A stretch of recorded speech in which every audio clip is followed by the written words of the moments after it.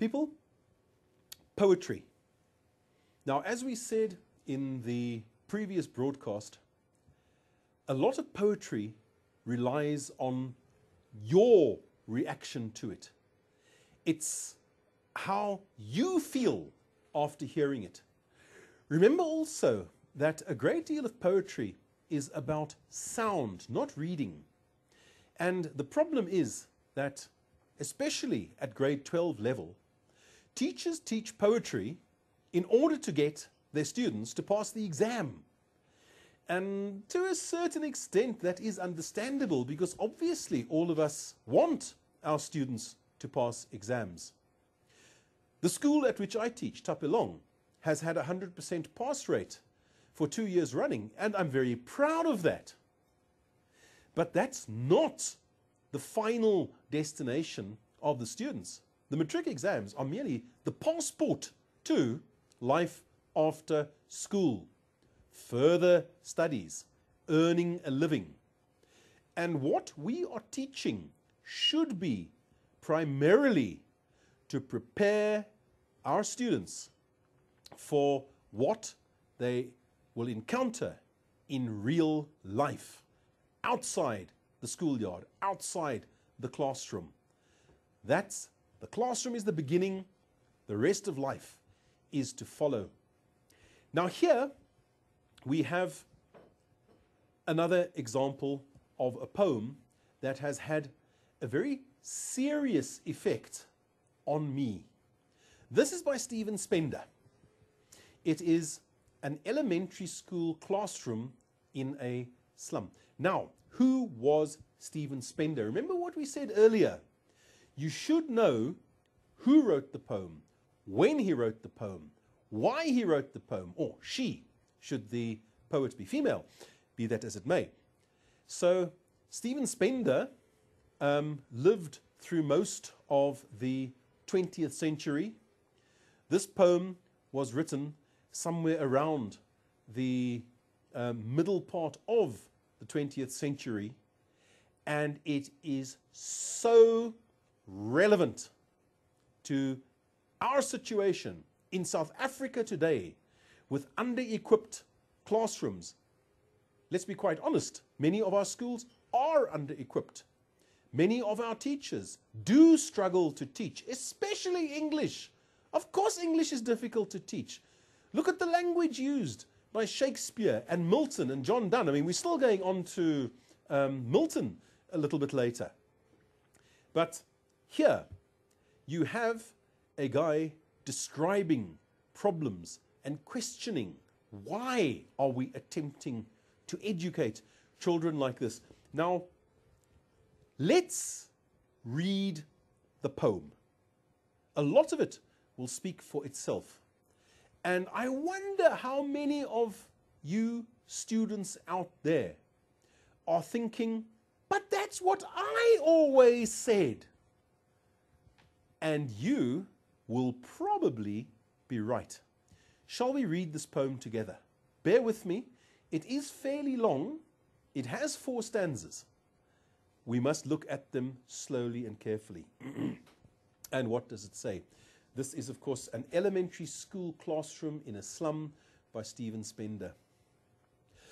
Far from gusty waves, these children's faces, like rootless weeds, their hair torn round their pallor. The tall girl with her weighed-down head, the paper-seeming boy with rat's eyes, the stunted, unlucky heir of twisted bones, reciting a father's gnarled disease, his lesson from his desk. At back of the dim class, one unnoted, sweet and young. His eyes live in a dream of squirrel's game, in tree room other than this. On sour cream walls, donations. Shakespeare's head, cloudless at dawn. Civilized dome riding all cities. Belled, flowery, Tyrolese Valley, open-handed map awarding the world its world. And yet, for these children, these windows, not this world, our world, where all their futures painted with a fog, a narrow street sealed in with a lead sky, far from rivers, capes, and stars of words. Surely Shakespeare is wicked, the map a bad example, with ships and sun and love tempting them to steal, for lives that slyly turn in their cramped holes from fog to endless night. On their slag heap these children wear skins peeped through by bones and spectacles of steel with mended glass, like bottle bits on stones. All of their time and space are foggy slum. So blot their maps with slums as big as doom. Unless governor, teacher, inspector, visitor, this map becomes their window, and these windows that shut upon their lives like catacombs. Break, oh break open till they break the town and show the children to green fields and make their world run azure on gold sands, and let their tongues run naked into books, the white and green leaves open, history theirs whose language is the sun. Wow. A very depressing poem, but it ends on useful advice. It ends on a positive note. It's not all doom and gloom, but most of it is. Let's go back to the beginning. And we ask ourselves, what is the poet telling us in this poem? Remember what we said? Theme. What are we learning from this poem? And here, if you don't mind, I shall refer to some things that I learned here at the University of the Free State. There are different types of intelligences. Some people have language ability, second to none. Other people have what they call logico-mathematical ability. All right? Now, those are the two abilities that are developed the most in a standard academic classroom. But they are not the only intelligences. What about bodily kinesthetic, which enables you to dance, which enables you to play soccer? I can't play soccer. If you want to make sure that you are going to win a soccer match, put me in the opposing team, especially in the position of goalie, because all the shots you take at goal are going to beat me. I'm useless at that. I don't have that talent. And this was detected by Stephen Spender all those years ago, before somebody even named what bodily kinesthetic intelligence was. He's pointing out that for many children, this is a waste of time. This is not where their future lies. This is not going to help them to achieve something after matric. And then he gives examples. Now, let's look here at this poem. I'm going to use an electronic pointer. There we are. Oh, I'm so pleased to have a grandson who can teach me how to use these things. You know, you look here and you've got first this negative description of the children in the class. Now, these are obviously the products of a slum. A slum is like a squatter camp. In fact, a slum is, to a very great extent, a squatter camp, where people lived when they had nowhere else to go. So what do? You make a plan. You make yourself a shelter. You gather up firewood every night.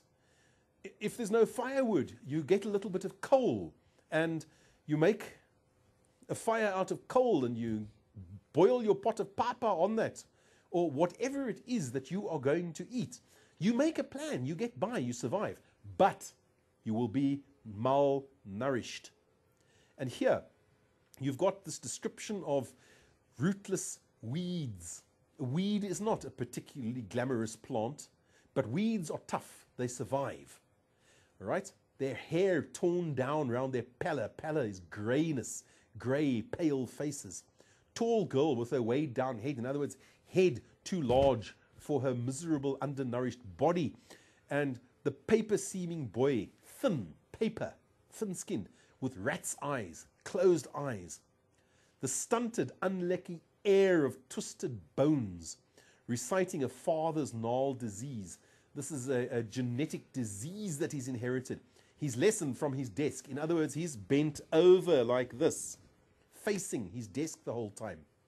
At the back of the dim class, one unnoted, sweet and young. His eyes live in a dream of a squirrel's game in a tree room. Other than this, he has escaped into a fantasy world, which is why he, of all the people alone, is still happy to be in that classroom. It just doesn't bother him, even though it's horrible.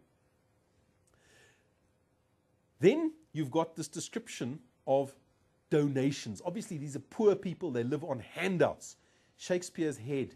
Who cares about Shakespeare's head? You know, if you're under these circumstances, what is Shakespeare's head going to do for you? And the answer is absolutely nothing. And then cloudless at dawn, you know, a picture of a sunrise, civilized dome riding all cities, all right?